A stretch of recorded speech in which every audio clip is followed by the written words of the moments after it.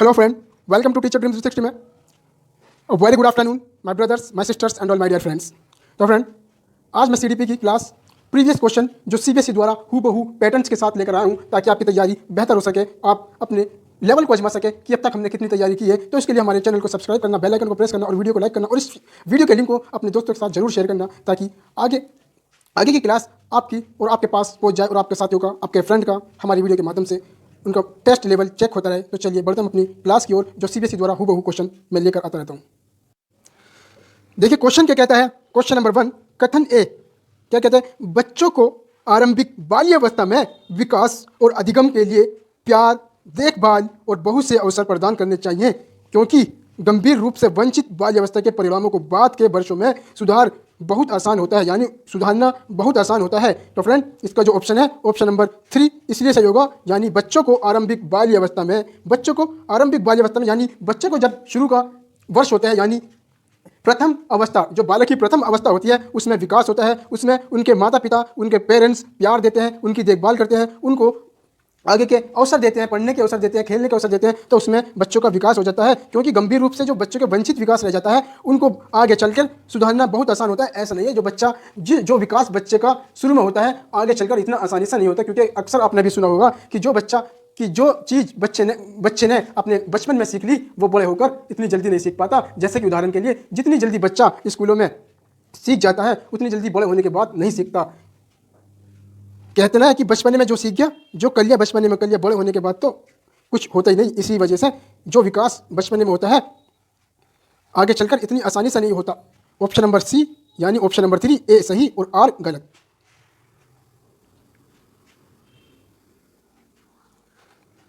Second question, gene पियाजे के संज्ञानात्मक विकास, क्या जीन पियाजे के संज्ञानात्मक विकास के सिद्धांत की आलोचना 4 चरण प्रतिपादित करने के लिए की जाती है. ये बाल विकास की किस परिचर्चा के अंतर्गत आती है? समावेशन के अंतर्गत आती है, संवेदनशील काल के अंतर्गत आती है, या अनिरंतरता के अंतर्गत आती है, या प्राकृतिक परिवेश के अंतर्गत आती है? तो फ्रेंड, अगर मैं इसके लिए बताऊं, जीन पियाजे के संज्ञानात्मक विकास के सिद्धांत से पता चलता है कि जैसे जैसे बच्चे बड़े होते हैं संज्ञान में परिवर्तन होता है. और जब संज्ञान में परिवर्तन होता है, एक बच्चे को संज्ञानात्मक विकास केवल ज्ञान प्राप्त करने के बारे में नहीं है, बल्कि बच्चों को दुनिया के मानसिक मॉडल का विकास या निर्माण करना होता है. दूसरा, संज्ञानात्मक विकास जन्मजात क्षमताओं और पर्यावरणीय घटनाओं पर अतिक्रमण से होता है. बच्चे जो होते हैं वो कई चरणों से गुजरते हैं, यानी बाल्यावस्था से गुजरते हैं, पूर्व सक्रियात्मक से गुजरते हैं, तर्क सक्रियात्मक से गुजरते हैं, और चौथा अमूर्त मूर्त, ये सब बच्चों की चरणें होती हैं. तो फ्रेंड, इसका जो आंसर होगा ऑप्शन नंबर सी, क्या ऑप्शन नंबर 3 निरंतरता और अनिरंतरता का सिद्धांत, जो ये हमेशा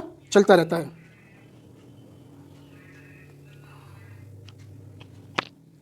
अधिगम का वे रूप जिसमें बच्चे दूसरों की अनुकरण करके सीखते हैं क्या कहलाता है? यानी अधिगम का वो रूप हमें कौन सा है ये बता दीजिए. जो बच्चा दूसरों के अनुकरण करके सीखता है, यानी जो बच्चा दूसरों को देखकर सीखता है वो क्या कहलाता है? सामाजिक अधिगम, व्यवहारवादी अधिगम, खोजपूर्ण अधिगम, या फिर मानवतावादी अधिगम? तो फ्रेंड, व्यवहारवाद द्वारा सीखे का अनुकरण जो होता है वो सिद्धांत अल्बर्ट बंडूरा की एक लोकप्रिय अवधारणा है जो इस बात पर केंद्रित है कि छात्र कैसे सीखते हैं. यानी इसका जो ऑप्शन होगा ऑप्शन नंबर 2 व्यवहारवादी अधिगम, यानी पहले बच्चा दूसरों का व्यवहार देखता है, फिर खुद सीखता है. पहले दूसरों को देखता है फिर खुद सीखता है, इसको ही बोलते हैं व्यवहारवादी. इसको सीखने का सिद्धांत भी बताते हैं. पर्यावरण में सीखे जाते हैं. नेक्स्ट क्वेश्चन, क्वेश्चन नंबर 4, संज्ञानात्मक विकास की किस अवस्था में अमूर्त सोच और वैज्ञानिक तर्क की क्षमता विकसित होती है? क्या संज्ञानात्मक का वो विकास कौन सा है जिसमें अमूर्त सोच और वैज्ञानिक तर्क की क्षमता विकसित होती है? फ्रेंड, अगर मैं आपको बताऊं, अमूर्त सोच जो होती है वो 11+ से 22 तक होती है, यानी 22 के ऊपर भी जाती है. अमूर्त सोच का मतलब है चिंतन करना, खोजबीन करना, अन्वेषण करना. और अमूर्त सोच को क्या कहते हैं? अमूर्त सोच को कहते हैं, इसका जो दूसरी फॉर्म होती है इसको बोलते हैं औपचारिक सक्रियात्मक अवस्था. अमूर्त सोच कौन सी होती है? औपचारिक सक्रियात्मक अवस्था. और इसका जो टाइम पीरियड होता है वो 11+ के बाद होता है. क्या 11+ के बाद बच्चा अमूर्त सोचने लग जाता है, चिंतन करने लग जाता है. और इसको इस तरीके से भी दे सकते हैं कि किशोर अवस्था, जब किशोर अवस्था होती है तो किशोर अवस्था ही अमूर्त सोच में विकसित होते हैं, यानी ज़्यादातर अमूर्त सोच किशोर अवस्था में ही पैदा होती है, क्योंकि अमूर्त सोच का है चिंतन करना, मंथन करना, और इसको दूसरी फॉर्म में बोलते हैं औपचारिक सक्रियात्मक अवस्था, यानी option number 4 is correct option. और अगर मैं इसकी बात करूं इनके टाइम पीरियड की, क्योंकि पेपर में इनको मैच द फॉलोइंग में भी दे दिया जाता है, इनके दूसरे नामों से भी दे दिया जाता है, या फिर इनके टाइम पीरियड से अवस्था के नाम से भी दे दिया जाता है। तो पूर्व सक्रियात्मक अवस्था यानी जब बच्चे पूरी तरह से सक्रिय नहीं होता उससे पहले के समय, जो 0 से 3 वर्ष, पूर्व सक्रियात्मक अवस्था जो होती है वो 0 से 3 वर्ष के बीच होती है। नहीं, संवेगात्मक अवस्था 0 से 3 वर्ष के बीच होती है, पूर्व सक्रियात्मक अवस्था 6 से 7 वर्ष के बीच होती है, और मूर्त सक्रियात्मक अवस्था जो होती है, मूर्त सक्रियात्मक अवस्था होती है 7 से 11 के बीच। क्या? 7 से 11 के बीच। और औपचारिक सक्रियात्मक अवस्था होती है 11+ के बाद। और पूर्व सक्रियात्मक अवस्था बाल्यावस्था के टाइम होती है। संवेगी कामक, इसमें बच्चे गुगलाना, बबलाना, माँ दादा करना सीखते हैं। पूर्व सक्रियात्मक अवस्था में बच्चे अपनी विषय वस्तु को सीखते हैं, यानी पहचानना शुरू कर देते हैं। और मूर्त सक्रियात्मक अवस्था में चिंतन मनन करना शुरू करते हैं, यानी सोच, वो काम करते नहीं, प्रारंभ करना शुरू करते हैं। और औपचारिक अवस्था में उस काम को करने लग जाते हैं। Option number 4 is correct option. किसी भी फॉर्म में आ जाएगा ये क्वेश्चन। जीन पियाजे के संज्ञानात्मक सिद्धांत में कौन सा तत्व संज्ञानात्मक विकास के लिए अनिवार्य है? क्या? जीन पियाजे का संज्ञानात्मक विकास, जीन पियाजे के संज्ञानात्मक सिद्धांत में कौन सा तत्व संज्ञानात्मक विकास के लिए अनिवार्य है? तो सबसे पहले फ्रेंड, जीन पियाजे कौन थे? जीन पियाजे एक मनोवैज्ञानिक थे। जीन पियाजे संज्ञानात्मक विकास का जो सिद्धांत है वो बताता है कि बच्चों की बुद्धि जैसे जैसे बढ़ती है उनमें परिवर्तन होता है। और बच्चों के संज्ञानात्मक विकास केवल ज्ञान के लिए नहीं है, बल्कि बच्चों को अपने आसपास का वातावरण, अपने आसपास की दुनिया का विश्लेषण, उनकी तुलना करना, उनमें अंतर करना, उनमें खोजबीन करना, एक उनका मानसिक मॉडल बनाने से भी संबंध होता है। ये जीन पियाजे का कहना है। और उनके कार्य को विकासात्मक मनोवैज्ञानिक के क्षेत्र में आधारशिला माना जाता है। क्यों? क्योंकि इस लेख में हम कक्षाओं में बच्चों के बौद्धिक विकास के लिए, उनके काम के लिए प्रभावों की जांच भी करते हैं। कौन? शिक्षक उनके बच्चों के विकास की जांच भी करता है। तो इसका जो ऑप्शन होगा, वातावरण का अवलोकन नहीं, वयस्कों का द्वारा पुनर्वलन बिल्कुल भी नहीं, परिवेश का सक्रिय अन्वेषण या उद्दीपक और अनुक्रिया का अनुबंधन। तो फ्रेंड इसका जो ऑप्शन होगा ऑप्शन नंबर 3, परिवेश का सक्रिय अन्वेषण, यानी जहां पर हम परिवेश करते हैं वहां का जो सक्रिय एक्टिव अन्वेषण, यानी जहां हम परिवेश करते हैं वह एक्टिव तरीके से अन्वेषण, यानी खोजबीन करना, अपने वातावरण की खोजबीन करना, कि उनकी तुलना करना, खोजबीन करना अपने वातावरण की, विश्लेषण करना। Option number 3 is correct option. Next question हमारा,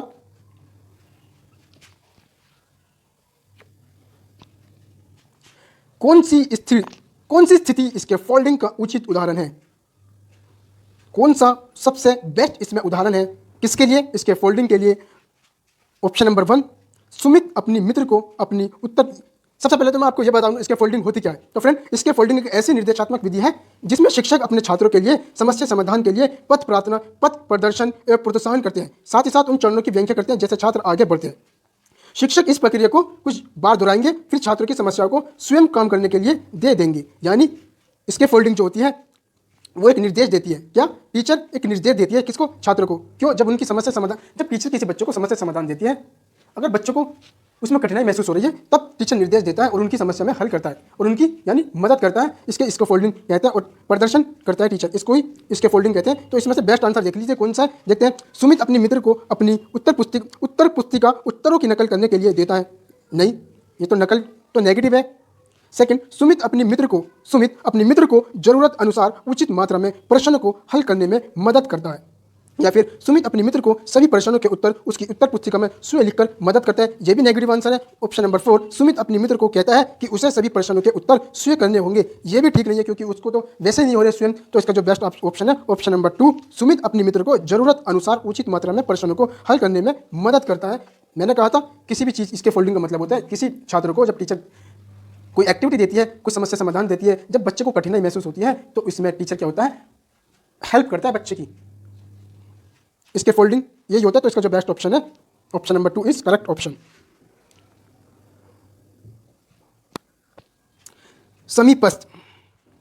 समीपस्थ विकास का क्षेत्र ZPD का एक डैश स्थान है,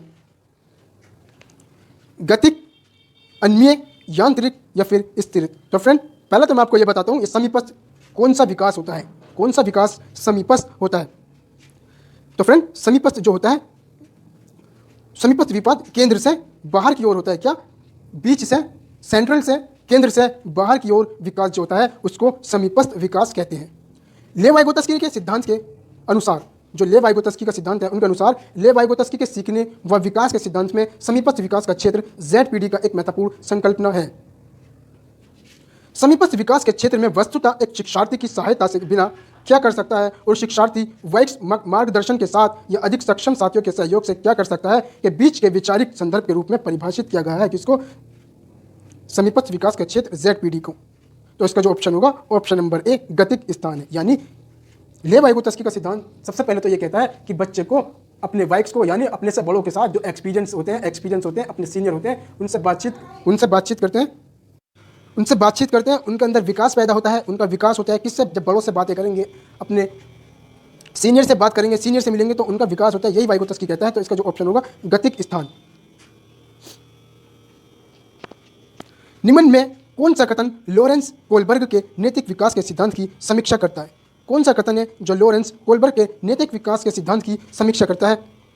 कोलबर्ग के सिद्धांत में चरण सुपरिभाषित और सुस्पष्ट है, या फिर कोलबर्ग का नैतिक विवेचन पर प्रस्ताव स्त्रियों की नैतिक परिपक्वता का कम आकलन करता है, या फिर कोलबर्ग के सिद्धांत के चलन पियाजे द्वारा संज्ञानात्मक विकास के वर्णन के क्रमों के लक्षणों को चित्रित करते हैं, या फिर ऑप्शन नंबर 4 कोलबर्ग ने अपने सहकर्मियों के साथ लंबवत अध्ययन किया जिसमें उसने 3 से 4 वर्ष के अंतरालों में उनको दोहराते थे। Option number 4 is correct option. क्यों? क्योंकि आलोचकों ने बताया है कि अपने सहकर्मियों के साथ साथ किए गए लंबवत अध्ययन में नैतिक विकास का कोलबर्ग का सिद्धांत बनाते समय नैतिक विकल्प बनाते समय न्याय बनाम जीवन सुरक्षा की अवधारणा पर विचार वाली दुविधा बताई है। बालक केंद्रित शिक्षण शास्त्र डैश ऑप्शन 1 यानी पॉइंट 1 विविधतापूर्ण शिक्षा शास्त्रीय विधियां समाहित करता है, या फिर प्रजातांत्रिक कक्षा प्रक्रिया को समुन्नत करता है, या फिर बच्चों के मनोवैज्ञानिक विकास का ध्यान रखता है, या फिर अध्यापकों की सत्ता को प्राथमिकता देता है। तो फ्रेंड विविधतापूर्ण शिक्षा शास्त्रीय विधियां समाहित करता है, ये तो है। प्रजातांत्रिक कक्षा प्रक्रियाओं को समुन्नत करता है, ये भी है। बच्चों के मनोवैज्ञानिक विकास का ध्यान रखता है, ये भी है। अध्यापकों की सत्ता को प्राथमिकता देता है, यानी अध्यापकों की सत्ता पक्ष जो होती है प्राथमिकता देती है, ये नहीं देती, यानी टीचरों की मनमानी, टीचरों की सत्ता पर बैठाना। ऑप्शन नंबर 4 तो है नहीं। ऑप्शन नंबर 4 नीचे का 1, 2 और 3 इज करेक्ट ऑप्शन। एक मिडिल क्लासरूम में जेंडर अलगाव आधारित बैठने की व्यवस्था तथा सख्त जेंडर आधारित अधिगम क्रियाकलाप जेंडर की समानता को बढ़ावा देंगे। नहीं, यहाँ तो पहली बात हो रही है जेंडर अलगाव, तो जेंडर की समानता को बढ़ावा तो वो देंगे नहीं।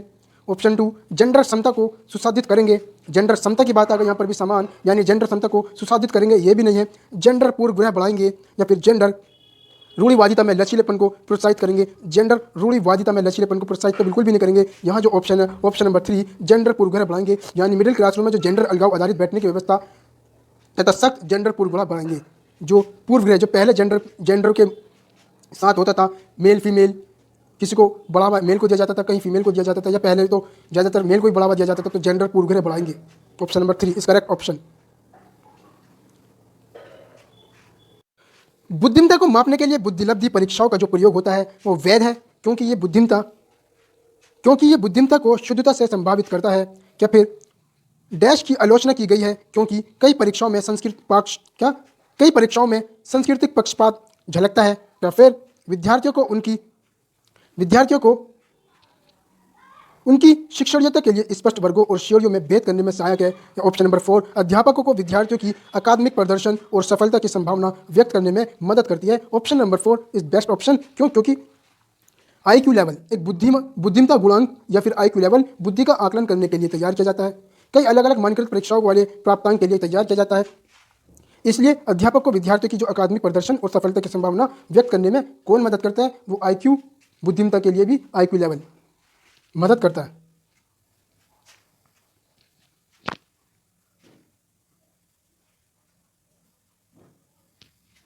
राष्ट्रीय शिक्षा नीति 2020 के अनुसार विद्यार्थियों के आकलन के अंतर्गत उनकी प्रगति व अनोखेपन को शामिल करना चाहिए। संज्ञानात्मक, सामाजिक, आध्यात्मिक अनुक्षेत्र। ऑप्शन 2 संज्ञानात्मक शारीरिक अनुक्षेत्र, या फिर ऑप्शन 3 संज्ञानात्मक भावात्मक मनोविज्ञानात्मक अनुक्षेत्र, या शारीरिक क्रियात्मक मनोवैज्ञानिक अनुक्षेत्र। तो फ्रेंड राष्ट्रीय शिक्षा नीति NEP 2020 के अनुसार विद्यार्थियों के जांचने के अंतर्गत उनकी जो प्रगति है वो अनोखेपन में शामिल करना इसलिए चाहिए क्योंकि आकलन का जो उद्देश्य होता है वो छात्र के प्रदर्शन या प्रगति के बारे में प्रासंगिक जानकारी इकट्ठा करना होता है।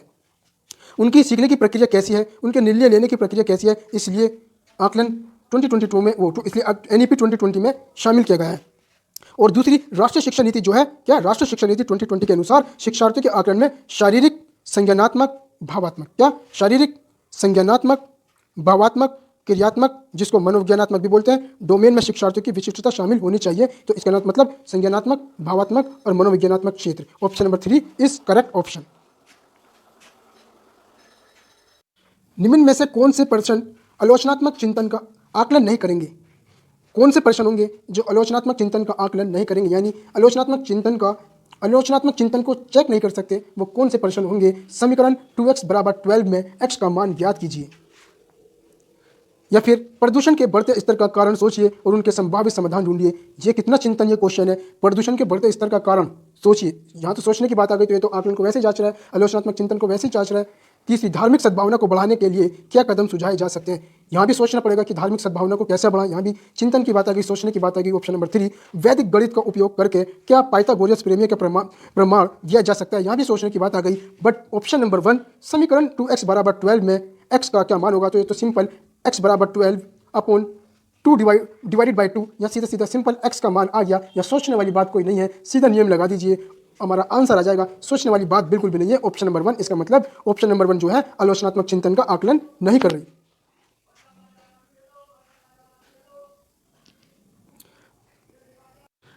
अपनी कक्षा की व्यक्तिगत विभिन्नताओं की देखभाल करने के लिए एक अध्यापिका को क्या करना चाहिए? यानी एक अध्यापिका को अपनी कक्षा की व्यक्तिगत विभिन्नताओं को देखभाल करने के लिए क्या करना चाहिए?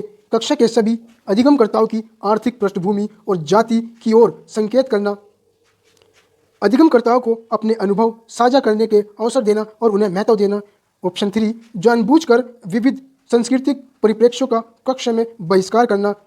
तो फ्रेंड, इसका जो ऑप्शन है ऑप्शन नंबर 3, केवल सेकंड, यानी अधिगमकर्ताओं को अपने अनुभव साझा करने के अवसर देना और उन्हें महत्व देना। कक्षा की ऑप्शन नंबर 1 जो है कक्षा के सभी अधिगमकर्ताओं की आर्थिक पृष्ठभूमि और जाति की ओर संकेत करना, ये तो नेगेटिव लेकर जा रहा है, जाति की ओर, जातिवाद फैलाएगा, आर्थिकवाद फैलाएगा, यानी गरीब और अमीर में तुलना करवाएगा, जातिवाद फैलवाएगा। Option number 1। तो ऑप्शन नंबर 3, जानबूझकर विविध सांस्कृतिक परिप्रेक्ष्यों का कक्षा में बहिष्कार करना, यानी हम किसी की संस्कृति का बहिष्कार नहीं कर सकते, ये भी नेगेटिव ऑप्शन है। ऑप्शन नंबर 2, अधिगमकर्ताओं को अपने अनुभव साझा करने के अवसर देना और उन्हें महत्व देना। ऑप्शन नंबर 2 यानी पॉइंट 2 सही है और ऑप्शन जो है वो हमारा केवल 2 सही है, ऑप्शन नंबर 3।